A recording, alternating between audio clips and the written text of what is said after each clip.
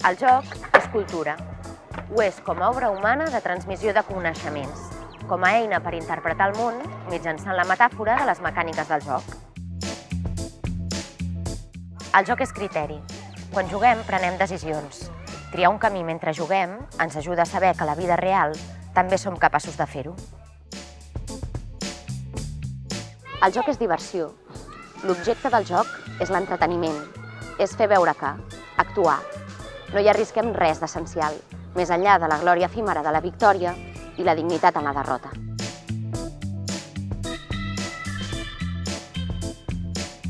El joc és repte. El joc és progressió personal.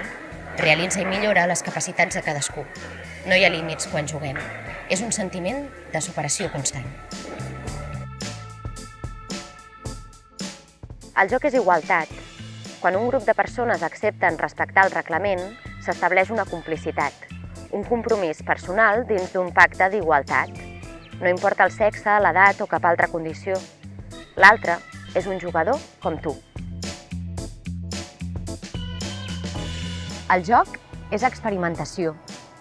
Els jocs ens fan pensar i ens ensenyen a aprendre tant dels nostres errors com els encerts.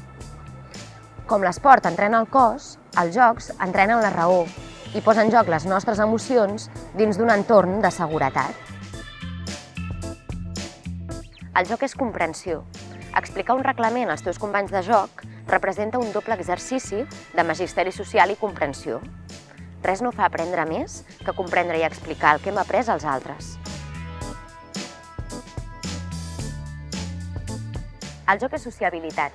Compartir el temps i l'espai pel plaer d'estar junts és necessari, vital i cada cop més difícil de fer. El joc ens dona temps de qualitat en un entorn amable de comunicació personal. Jugar acosta els amics. El joc és coneixement. Jugar ens desperta l'afany de saber més sobre el tema que desenvolupa el joc, siguin mons imaginaris, sigui la història o sigui la matemàtica. El joc és el gran esquer per les ganes de saber.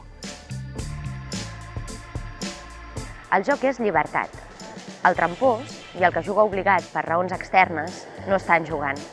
Sense l'acceptació voluntària i sincera del reglament no hi ha partida. Jugar és gaudir.